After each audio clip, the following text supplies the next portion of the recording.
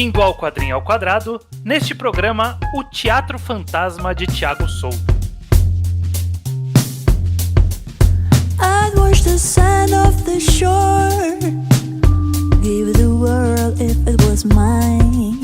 Pois bem, aqui mais um Quadrinho ao Quadrado, o podcast de quadrinhos nacionais do Ao Quadrado. Eu sou o Estranho, aqui com... O Judeu Ateu, de volta da FIC, Estranho. A gente tá abastecido da FIC 2024. Tem gibi pra caramba aqui, espero que muitos bons. Todos aqui assinados pro Judeu Ateu. Eu sempre peço pessoas assinarem pra Judeu Ateu. É um evento único, que só quem presenciou sabe identificar. Sempre tiram sarro de mim. Não os autores, os meus amigos que estão em volta. Eu sempre acho divertido ver as reações mistas dos autores. Dito isso, esse não é o programa que a gente anunciou no mês passado, no mês retrasado já, porque a gente atrasou.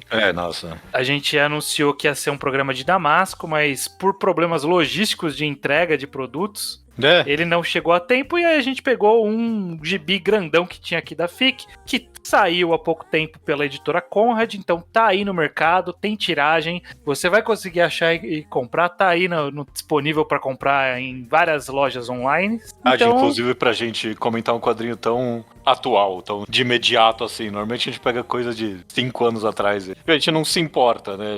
Sei. Por a gente não se importar, acaba sendo raro isso acontecer. Exato. E aí o Teatro Fantasma, que tava ali em quase lançamento na FIC, não sei se foi o lançamento oficial ou não, mas está disponível nas lojas para você comprar, então vamos falar sobre ele como tapa-buraco, e aí mês que vem volta Damasco, conforme prometido. Perfeito. Beleza, Judeu. Antes da gente ir pra clássica sinopse, é sempre bom lembrar que temos o nosso Apoia-se. Correto. apoia.se/ao-quadrado. Se você ajudar a gente, você paga viagens pra FIC, na qual a gente compra quadrinhos nacionais, apoia o mercado e ajuda todo mundo, né? Mas se você apoiar da faixa de R$10 ou acima, você tem o seu nome lido aqui de forma rotativa. Exato, como as seguintes pessoas: o Thiago Oliveira, Andréia Suda, Bárbara Pereira, Doug Ferreira e Rodrigo Luiz Bora. Muitos eiras aí, eu escolhi sem querer esses nomes.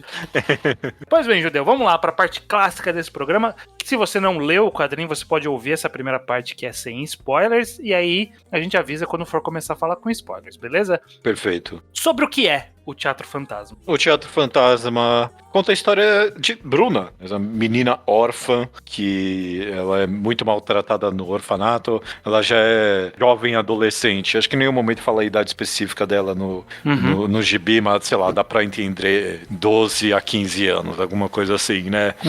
Ela não tá sendo adotada, no orfanato ela é muito maltratada, até que ela descobre um dia, no sótão do quarto dela, um piano meio que mal assombrado. E a história dela vai acabar... Tem duas histórias se cruzando nessa história, a história dela e a história de um músico amaldiçoado invocando demônios. A história dela vai se cruzar com essa história. Exato. É uma narrativa que corre em paralelo em vários momentos até se encontrarem mais adiante no gibi. É um quadrinho bem grosso, então tem bastante história separada, mas também tem bastante história junta. Bastante coisa acontece aqui. Mas é basicamente isso. Essas duas histórias em paralelo, você tem razão, que se cruzam e desandam em vários momentos. Exato. O Thiago Souto, ele entra num seleto grupo de autores que estão voltando no Quadrinho ao Quadrado. Não é tão seleto, porque já teve 10. No mínimo 10 não quadrinistas, 10 conjuntos de autores, porque tem algumas duplas ali. Mas ele é o 11º quadrinista que tá voltando aqui pro Quadrinho ao Quadrado. Exato. A gente já falou de Labirinto bem lá no comecinho, já fazem 6 anos que a gente falou de Labirinto. E... Um bom quadrinho, gosto. Você reescutou o episódio para esse programa, eu não, mas eu lembro de gostar. Eu tenho na minha memória, cravado a brilhanteza visual de Labirinto. Exato. Muito impressionante. Eu quis trazer isso à tona, que a gente já falou do programa, porque ele é um autor que tá retornando, mas eu sinto uma diferença bem gritante entre Labirinto e Teatro Fantasma, sem muito entrar no mérito, pra quem não leu no Labirinto, mas ele era um quadrinho colorido e tinha algumas ideias ali de metáforas, simbolismo e tal. E aqui o Teatro Fantasma, ele é um quadrinho preto e branco, né? Não só ele era como colorido, como a cor era um dos maiores atrativos positivos da história, porque tinha todo aquele contraste, tipo, muito do gibi era aquele contraste entre todos aqueles tons de cinzas e os coloridos dos sonhos, né? Já era bem marcante a presença de Tom naquele quadrinho. Ele vinha aqui pro preto e branco completamente, é uma transição notável, não é Sim. gratuito, não. E até eu sinto que de narrativa tem um pouquinho de Claro, diferença. claro. Eu citei como lá em Labirinto ele tinha umas metáforas ali, umas análises possíveis, e eu senti aqui em Teatro Fantasma que é uma história muito mais direta. O que você achou do roteiro aqui, do desenrolar da história do Teatro Fantasma, Judeu? Eu notei a mesma coisa, estranho. É curioso que você venha comentar isso, porque eu também pensei, nossa, uau, o Labirinto era toda essa história metafórica, e aqui eu tô lendo e eu tô me esforçando pra caçar alguma metáfora, sabe? Eu tô tendo que cavar fundo aqui pra encontrar qual é. Se é que tem algum grande conto sendo contado, porque ele é bem direto, parece quase uma narrativa clássica nesse sentido, sabe? Sim. De acordo com o demônio, nem faustiana, porque não é nem tão complexo assim, é bem direto ao ponto, parece quase, sei lá, um conto greco nesse sentido, sabe? É. Ele é bem direto. Eu também me surpreendi com isso. Ele é bem, sei lá, pueril, direto. É tipo, é isso, tem um pacto aí com o demônio em algum lugar da história, e aí é isso, tem que achar o demônio e se encontrar. E basicamente todos os, sei lá, tem uma ou duas surpresas de roteiro, o resto é só um desenrolar natural ali, né? A pessoa foi pra lá, a pessoa foi pra cá, pegou aquilo, pegou aquele outro, encontrou tal pessoa, fez aquele outro e acaba a história. Eu até tava esperando um twist a mais vir no sentido da invocação ao demônio. Tipo, eu pensei que. Sem muitos spoilers, né? Mas, tipo, eu achei que quando o demônio aparecesse ia ter, tipo, uma virada Lovecraftiana na história, sabe? Tipo, de terrores maiores vindo. Mas não, ele é meio que consistente visualmente, ele é consistente narrativamente, coerente, é uma história única sendo contada mesmo. Sim. Sei lá, uma narrativa até meio antiquada, né? De até simplista. Parece uma peça de teatro meio antiga e é isso aí mesmo, né? Como o próprio nome diz do Teatro Fantasma, me soou até umas falas bem teatrais, assim, né? Bem dramáticas, mas simples ao mesmo tempo, né? Muita atuação, né? Tipo, muito quadros brancos dos personagens tocando, fazendo a orquestra, né? Tipo, vários movimentos e tal, né? O próprio quadrinho é dividido nesses capítulos e interlúdios entre eles, né? É bem teatral nesse sentido, sim. Sim, mas a gente identificou isso. Aí minha dúvida é, isso é ruim? Isso é bom? Historicamente, para esse podcast, a gente é bem reticente quando não tem uma boa mensagem, né? A gente sempre fica, pô, qual é a mensagem? O que o quadrinho quer dizer? E o que você achou nesse sentido? Não vou mentir, estranho. Eu fiquei um tiquinho decepcionado com a simplicidade de O Teatro Fantasma. Ele não é ruim. Eu tenho vários elogios a ele, no final das contas. Principalmente na parte visual tem...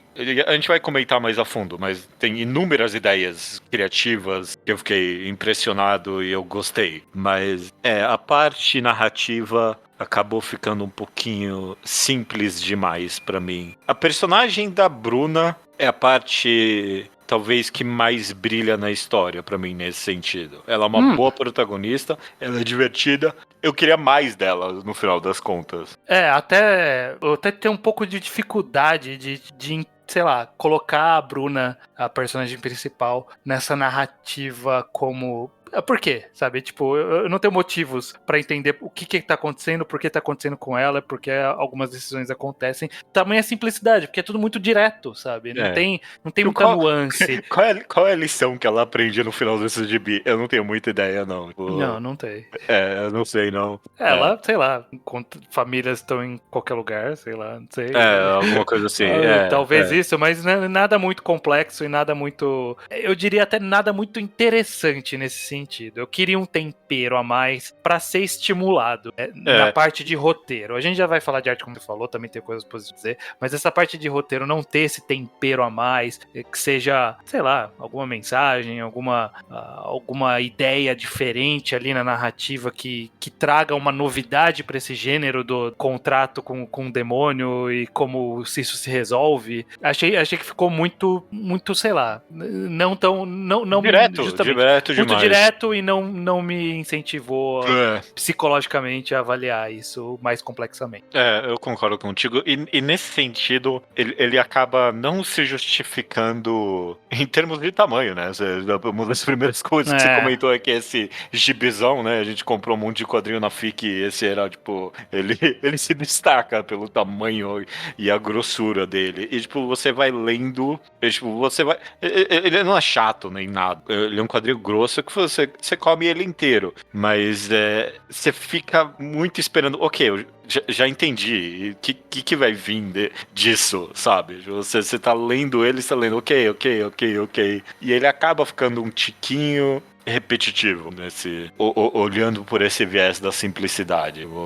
Você meio que, ok, eu entendi essa parte, vai vir alguma coisa ou não? Você tá sempre esperando e meio que nunca vem exatamente aquilo que você tá esperando, que é esse tchan a mais. Não vem, não. Eu concordo com você. Eu acho que até como gancho pro tamanho e que em termos de roteiro não se justifica, o que facilita essa leitura e torna fácil de digerir de uma vez só, como você disse, é a narrativa visual, né? Que eu acho que esse é o grande tchan do Teatro Fantasma, né? A história que é contada aqui, ela é muito carregada visualmente no sentido de que acontecimentos e cenas interessantes e importantes para a história são grandes sequências de quadros e imagens e composições que são bem interessantes. São bem interessantes. Algumas ideias visuais bem diferentes, bem legais, que eu acho que funcionou bem pro quadrinho. Sim. Quando tem essas páginas inteiras de preto só com a partitura, eu adorei essa ideia, essa partitura demoníaca que não faz sentido. Eu amei isso, eu adorei o design dos instrumentos malucos. Eu queria mais até disso. Eu adorei esses sanfona, guitarra maluca ali, eu adorei isso. Todas as cenas que tem alguma coisa ritualística ali, um transe visual ali, basicamente, né? Mostra close, mostra a vela, e mostra um pentagrama, e mostra espírito, e fala em latim. Aí você passa rápido porque essa cena você fica, nossa, e aí, né? O que vai rolar, né? Essas falas. Então, tipo, o que não motiva no roteiro te motiva na visão ali de, pô, e aí? Qual que é a próxima loucura aqui dessa invocação? O que vai acontecer visualmente? E ele é muito bom no build-up também. Se eu acho que ele não se justifica em tamanho pela simplicidade, ele se justifica nesse sentido de que ele vai construindo tudo bem devagarzinho, sabe? A loucura vai se espalhando bem aos pouquinhos no quadrinho. Tipo, quando chega ali o ápice, que nem se falou da cena deles finalmente invocando o demônio, é justificado. Aí toda a loucura, toda a experimentação visual é maravilhosa ali. Eu também gostei muito disso. Esse quadro aí que é um pentagrama meio mal desenhado e tipo, em cada canto cada um tocando um instrumento bizarrão. Eu adorei isso. Eu adorei. Não só, você falou a invocação, que tem várias aqui, né? Tem várias. E todas elas eu acho interessante, cada uma com um propósito, com seu próprio conceito, o ato de ter uma orquestra maluca ali, que é justificado na história, e tem algumas passagens ali, tipo, a cena do ensaio, por exemplo, eu achei muito legal, que mostra um dos outros personagens ali, que eu nem lembro qual é a pronúncia do nome dele, Grigori, lá, com alguma coisa assim, sim. Que ele tá olhando com uma cara de maluco, assim, de quem realmente invoca o demônio. Você invoca demônio mesmo, né? Seu rolê é esse mesmo, né? Então, achei bem interessante visualmente. Toda a cena que tem a Bruna ficando com os olhos brilhantes, eu adoro, maravilhoso. Adorei a apresentação visual disso, de sendo invocado meio, sei lá, meio shonenzesco, sabe? Tem Um uma poderzinho vibe, ali, né? um poderzinho Battle Shonen do negócio. É engraçado, sei lá, eu não sei, eu não tenho a mínima ideia se o Thiago Souto tem alguma influência de mangás ou não, mas, tipo, se alguma coisa me fez lembrar, tipo, parece, tipo, pra mim um mangá, tipo, dos anos 70, sabe? Os choros dos personagens me lembrou muito o cara de Kaiji, como é que é o nome dele? O Fukumoto O lá. Fukumoto, ele desenha o choro igualzinho, que é tipo as lágrimas cobrindo as bochechas inteiras, como se fosse uma cachoeira, sabe? Sei. E todos os personagens com narizes pontudos também me fez lembrar, né? Lembrou um pouco o design dos personagens, lembra um pouco Scott Pilgrim pra mim. É, toma aí, tem um quê? Tem um quê ali meio cartoon, não só Scott Pilgrim, mas toda uma leva de arte ali mais estilizada, né? Umas proporções mais diferentes. Até meio de animação também, né? Umas proporções de animação ali. Me lembrou bem. Não. Mas só, sei lá, também, no sentido dos anos 70, sei lá, só me pareceu tipo um mangá, tipo um Tezuka de Também. terror das antigas, sabe? Sei, Até sei. por essa Aqueles simplicidade. volumes malucos do Tezuka, sei. Concordo. Eu gostei da arte, eu tô falando bem, eu gostei dos movimentos, dos personagens. Eu só admito que quando eu cheguei nos extras e eu vi alguns designs de personagem, eu pensei, eu queria esse design. Eu queria, não sei se você viu ó, do Gustav, que é um personagem no passado ali que tentou invocar. Sim. Ele tem um design muito mais legal nos extras. Eu queria ele desse jeito. Ele mais simplesinho ali, tipo, ele tem uma cara mais inocente, né? Sim, até mais limpa, talvez, mais fácil de identificar, um pouquinho menos estilizada, né? No final, o quadrinho todo, esses extras, a arte, você vê que ele tava menos estilizado, e aí conforme foi fazendo a narrativa, foi ficando mais e mais estilizado. Mas eu não seria contra se tivesse seguido com aquele design, eu ficaria bem satisfeito. Você tem um quê, sei lá, uma crítica construtiva, talvez, no sentido da arte, é que eu realmente queria. Eu acho que tinha que ter sido mais contrastante ainda a aparição do demônio quando ele aparece no quadrinho. Ele tem alguns elementos visuais ali que dá a entender, é um outro mundo ali que está sendo observado, um cinza bem mais rabiscado quando aparece o demônio e tudo mais, mas eu acho que tinha que ser mais experimental.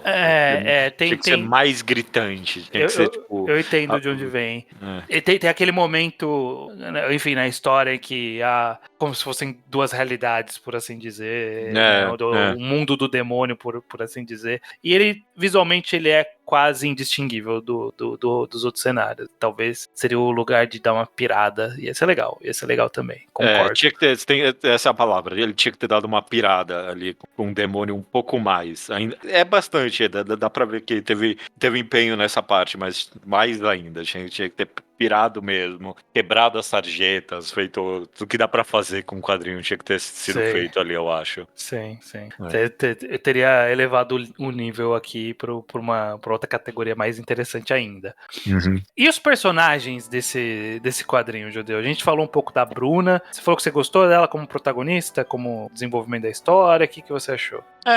Eu só gostei dela bastante, eu acho que tinha... O Gustavo também é um excelente personagem ali, mas ela quase parece um elemento muito real nessa história teatral, em algum nível, sabe? Uhum. Ela tem umas reações bem infanto-juvenis, concretas pra tudo que tá acontecendo, sabe? Você se identifica muito com ela e meio que com todo o coitadismo dela ali, né? Ela é uma personagem, entre aspas, moderna do nosso tempo, numa história completamente antiquada, no sentido de uma narrativa mais antiga, personagens antigos, até na história faz sentido, porque eles realmente são, essa história vem bem lá de trás. Não, tipo, ela é uma zoomer no meio do chocolate com pimenta ali, né? Basicamente. Sim. Basicamente. Então dá um contraste interessante. Acaba, eu sinto, eu até falei isso que eu não consigo colocar tanto ela na narrativa, mas eu sinto isso de todos os personagens, que como a história ela é muito direta e é muito voltada para acontecimentos, tem de menos desenvolvimento desses personagens sentimentalmente. Era a que mais teve, mas mais no começo ali, né? Ela lidando com o orfanato, com as outros personagens, essa revolta dela, uma hora ali que ela resolve voltar pro orfanato e tem uma cena muito boa dela voltando. Então, tipo, ela teve um desenvolvimento mais interessante. O Gustav, que é quase que o segundo protagonista ali, ele ficou um pouco mais aquém nesse sentido, né? Acabou, a gente não viu tantas motivações dele. Ele é quase um protagonista clássico de uma história Lovecraftiana, tipo, do cara encontrando a maluquice e se enlouquecendo junto aos poucos, sabe? Sim. Eu queria até ele quase mais maluco ainda, sabe? Quando você fala dos extras ali, eu olhando aqui, tem ele ali bem simplesinho, mas tem um pequeno desenho ali dele mega maluco, tipo, e é desenhado bem abstratamente, quase. Eu queria ele mais assim no final, tipo, sendo consumido por completo pela loucura do demônio. Sim. Mas no geral funciona, não é nada. É bem feito, não tem muito o que reclamar dele aqui. Você curte a loucura dele no final das contas, né? Você vai junto com ele. Mas meio que a Bruna presenciando tudo isso é mais interessante pra mim. Você comentou da cena dela voltando pro orfanato, mas adoro também meio que, sei lá, toda a ação dela nesse começo é tão concreta pra mim, até ela meio que fugindo e tentando negociar a fuga dela ali com o cara, eu adoro, sabe? A forma com que ela cruza com a loucura do demônio é própria também, eu gostei disso. Sim. Bem por acaso ali, né? Não foi nenhum chamado nem nada, só aconteceu. Bem interessante. Mas ela tem a curiosidade mórbida do chamado também, mas não é a insanidade, é tipo, é a loucura por querer um pertencimento, sabe? E a curiosidade também. Bem interessante nesse sentido. Tem uma personagem que pra mim é surpreendentemente a mais interessante, só que tem pouco dela, eu queria até ver mais, que é a Ruth. Tem uns desenvolvimentos bem interessantes com ela ali, que ela é a pianista do passado ali, e tem algumas coisas mais interessantes, tipo, ela tem mais camadas do que eu achei que ela teria quando a história apresentou. Sim. Eu achei mais interessante isso, e é o tipo de personagem que eu queria que todos fossem. Tem umas camadas a mais ali. O resto ele é bem mais direto, a Bruna também um pouquinho. As duas personagens femininas são as mais interessantes no final dos contos. E ela é meio que a peça central do tipo, único twist de verdade da história, né? E ela é boa nesse sentido também, eu concordo com você. Porque ela é também, tipo, um personagem clássico da esposa do cara que enlouqueceu, sabe? Tipo, e ela acaba recebendo mais do que o personagem classicamente recebe. Eu gostei disso também. Bem interessante. Beleza, Judeu. Acho que sem spoilers é isso. O saldo final, você acha que é positivo? Qual é a sua opinião final sobre o Teatro Fantasma? Eu gostei, estranho. Mas eu queria mais. Eu queria ter sido blown away. Eu queria ter explodido a cabeça. Não foi. Não é, eu gostei. Eu tô nessa mesma seara. Gostei. Queria ter gostado mais. Um pouco sino do autor de ter carregado o Labirinto nas costas, que eu tinha gostado bastante. O Teatro Fantasma, ele é visualmente interessante, mas qual Labirinto era bem mais maluco. Tipo, eu não abro o Labirinto há muito tempo e eu tenho cravado aquelas páginas cinzas iniciais, tão malucas, sabe? E não é isso que eu tô recebendo aqui também. Então, eu gostei, bom trabalho, mas eu queria mais. E sei lá, eu que esperava mais também. Então tá aí também. Não sei, talvez se eu tivesse menos expectativa, eu teria gostado mais de O Teatro Fantasma, mas provavelmente não. Eu provavelmente teria a mesma opinião de que é ok. E você? Eu tô nessa mesma vibe. Eu acho que a expectativa foi a mesma e o sentimento foi o mesmo. De que queria ter sido blown away, não foi. Tem seus bons méritos, como a gente citou aqui, tem vários bons méritos do Teatro Fantasma, mas eu acho que na seara que ele resolveu explorar, a história que ela resolveu contar, de demônio, dessa invocação meio louca, musical, havia um espaço para exploração enorme. E podia ter ido mais além. Na arte, no roteiro, ou em um, no outro, nos dois, tanto faz.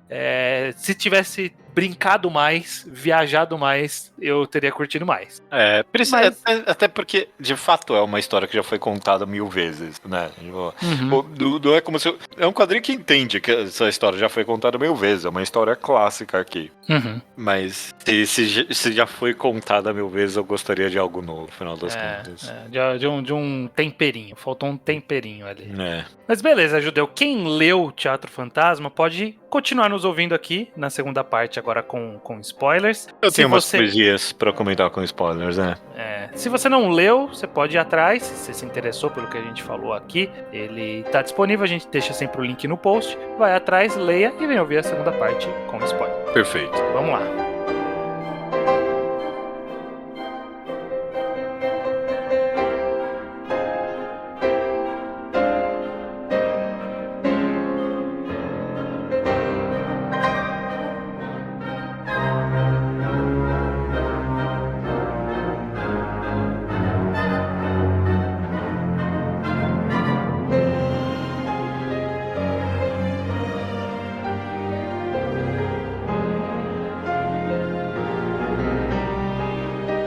Bom, beleza, Judeu. Tem alguns acontecimentos interessantes. Eu queria começar pela última coisa que a gente falou, que é da Ruth. Sim. E eu gostei dela como personagem, dela ter... Justamente o que você falou, ela tem mais do que costuma ter essa personagem. De ser aquela, poxa, né, meu marido... ficou na loucura, queria tanto ajudar meu marido, e terminando com... o quadrinho te engana bem, e terminar com, não, eu quero matar esse filho da puta.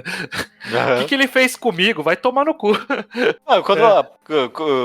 Quando ela pega o anel ali e fala, não, agora seu poder é meu. Não, ela queria o poder do demônio também, ela tava ali de sacanagem. E depois quando a Bruna invoca e liberta ela, ela fala, não, eu vou voltar e vou matar ele. Você não entende nada de vingança. E então eu acho que é uma boa virada pra essa personagem, que justamente quando ela surge, ela é carregada com esses tropos clássicos de personagem, do cara admirando a distância, e aí quando a gente vê, ele já casou com ela e parece ser alguém apagado, e ter mais papel. Foi muito fui surpreendentemente, fui surpreendido positivamente. Você tem razão que o quadrinho teria sido interessante se mais personagens tivessem esses twists nele. E, sei lá, em algum nível o Gorko tem um pouquinho, né? O Gorko é isso, você tem, exato, de que ele é outro personagem clássico aí do Corcunda feioso, que é só um coadjuvante pra história andar. Não, e aqui nessa história ele acaba virando, tipo, essa figura paterna maravilhosa pra Bruna, né? Eles se amam ali no final. Sim, ele ajuda, ele realmente tá preocupado com todo mundo envolvido, ele não é um lacaio. O pai dele era um lacaio, ele não era um lacaio, isso era feio, tadinho. E até o pai tava ali, tipo, o pai dele ali, vamos fazer essa merda toda aí, vai, não tá legal não. O pai também não queria impedir que tudo aquilo acontecesse no final das contas. Sim. Beleza, o que mais que você tem? Você tem alguma coisa interessante com spoilers que você quer comentar? O que você achou, tipo, especificamente da cena final mesmo ali, da Bruna colocando o anel ali pra tocar de novo? Uma parte da simplicidade que a gente comentou tanto desse quadrinho deu um certo ar de, tipo, parte 2, parte 1 de uma grande história, sabe? Tipo, ele tem um que meio Battle Shonen nesse sentido, tipo, parece que a gente vai acompanhar mais aventuras da Bruna a partir de agora. Eu não sei exatamente o que dá a entender ali no final, porque ela não vai tocar, né? Ela tá longe, ela tá do outro lado, tá na plateia. O texto diz que vai ter uma orquestra X que vai apresentar lá. E aí ela põe um anel e os olhinhos que brilham que ficavam nela estão lá na cabeça do demônio. O que isso significa? Não sei. Eu não tenho a mínima ideia. Porque, nada da história dá a entender que, tipo, qual é a lição, além de, tipo, não faça pacto com o demônio, e tem um que é meio familiar aí mesmo, né? Você tem razão. Tipo, a família não é sanguínea e, tipo, não carregue as sinas dos seus pais, né? Tipo, não carregue em si as maldições do passado. Porque tipo, pra todos os efeitos, o Gustav só quis invocar o demônio porque, tipo, teu pai tava invocando, e você quer invocar? Ele, quero. Foi basicamente isso que aconteceu. O pai dele falou, tava invocando ali, você quer continuar ou não? Essa é minha herança. E a Bruna só se envolveu nisso tudo por causa, né, da Ruth, mãe dela ali, colocando tudo aquilo em cima dela, né? O espírito. Mãe dela não, né? Mãe da diretora ali do Você tem lugar. razão. É verdade, né? Eu tô me confundindo aqui mesmo. Eu achei, inclusive eu gostei, ao mesmo tempo em que eu falei que eu não consigo pôr ela na narrativa, não tem muito propósito, eu gostei no sentido de, não, ela não é filha dessa galera e por isso ela tá envolvida, que seria muito óbvio. Então é uma quebra um pouco. Só queria um pouquinho mais de propósito pra ela estar ali envolvida, além da mera curiosidade. Mas eu achei interessante também. Mas tipo, por causa disso tudo, não dá pra chegar no final e falar, não, ela tá colocando o anel porque isso representa tal coisa. Tipo, representa, não, ainda é uma vontade dela do desconhecido, ou é uma metáfora ainda da carência sanguínea familiar. Não, é uma deixa visual, é só isso que não é muito mais do que isso. Eu acho que você foi no cerne da questão quando você perguntou qual foi a lição que ela aprendeu, porque realmente não tem, né? Foi uma ação ali que ela acabou envolvida e se sentiu responsável para tentar libertar a alma da Ruth, liberta, a Ruth mete o louco, dá tudo certo no final, né? O Gustav é levado embora pelo demônio, ela salvou a galera, teatro foi aberto, e aí? O que ela aprendeu com isso? Justamente, qual é o simbolismo dela pôr o anel e ver a cabeça ali brilhando no Teatro Fantasma? Não sei qual é o simbolismo, porque justamente como a história não trabalhou muito nisso, nesse sentido, fica devendo pra gente entender algo além do que só um do que a história final. De fato. Do que só um gancho final clássico que foi feito ali. Ok, tem, ainda existe possibilidades aqui, basicamente é isso. Só pra constar que eu não queria a He-Man, eu não queria a Bruna falando, essa é a moral da história. Sim. Falando que, a história, sei lá, não muito justificou a sua existência nesse sentido, de por que eu tô lendo essa história além do fato de que ela existe. Então, ficou carente nisso. Eu não tenho muito pra comentar de spoiler além disso, não. Não, eu quero só citar que a cena da invocação final ali, que tem os atos da invocação, eu achei bem legal, né? É muito bom. O primeiro momento que invoca, e depois a música pra controlar o demônio e tal. Tem várias passagens muito boas. Essa é uma sequência de páginas muito legal, todas elas. Eu gostei disso, eu gostei. E eu queria até mais, inclusive, mas eu gostei do que já tem. Essas partituras realmente dão um ar muito, muito doido ali, né? Elas meio que ritmam umas quebras de capítulo, mais ou menos, mas às vezes não. Às vezes vem só do nada, então eu acho bem interessante. Eu gostei do Paimon ali, do demônio de fato. Eu gostei, da eterna arrogância dele com as pessoas. Você nunca... Meio por parte de como você saber como essas narrativas funcionam, mas em nenhum momento você acha que, não, a galera tá vencendo ele. Não, ele tá sempre... fudendo o pessoal. Sim. Ele funciona como um demônio. De fato, demônio pra história, né? A gente tem que estar comprado que há um motivo pra isso tá acontecendo e que ele realmente tem poder para as pessoas quererem almejar e ele tem a ameaça pra ele estar aprisionado. Então ele vendeu isso o tempo todo, que ele tinha uma ameaça e que ele tinha um poder que precisava ser só desbloqueado. Feito. É isso, estranho. Beleza, é isso. Teatro Fantasma, acho que a gente falou o que tinha pra falar. Ao final do Quadrinho ao Quadrado a gente sempre avisa qual é o próximo, mas eu já avisei no começo, a gente vai novamente tentar, dessa vez vai dar certo. Dessa vez vai. Já chegou o quadrinho dessa vez, depois de alguns interpérios de logística de transporte. Ouvinte não sabe, esse episódio aqui já foi nomeado do episódio amaldiçoado, coerentemente, né? Essa história sobre os demônios, parece que a gente foi amaldiçoado até conseguir fazer esse episódio, mas agora vai voltar ao ritmo normal, tá tudo bem. Exato. Então, no mês que vem, Damasco, de Lielson Zene e Alexandre Lourenço. Nos vemos aqui no mês que vem, Judeu. Até mês que vem? Até mês que vem. Tudo bem.